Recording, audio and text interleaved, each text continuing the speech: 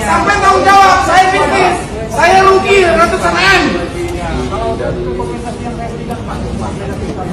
Sampean tadi ngomong jam 8. Nah, ya kan enak-enak banget ngomongnya informasi-informasi.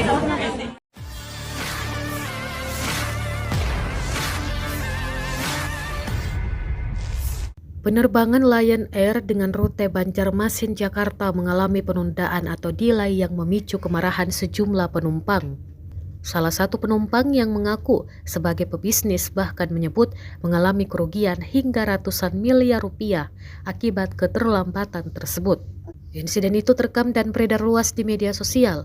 Dalam salah satu video yang diunggah akun Instagram @tanterempongofficial Rabu 2 Juli 2025, tampak suasana di ruang tunggu bandara menjadi panas saat beberapa penumpang meluapkan kekecewaannya.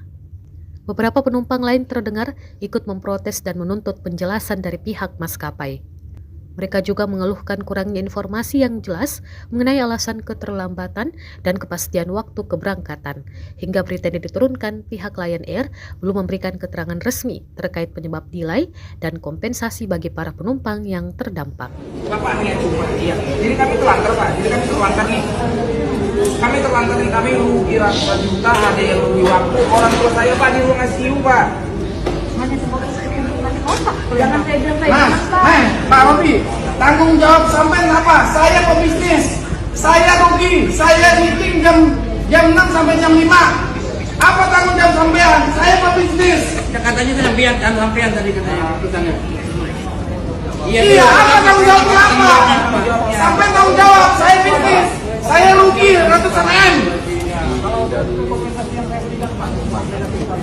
Sampean tadi ngomong jam 8. Nah, ya kan enak-enak banget ngomongnya informasi-informasi. Viralkan, ada YouTube lah di sini, viralkan. Download Tribun X sekarang. Menghadirkan lokal menjadi Indonesia.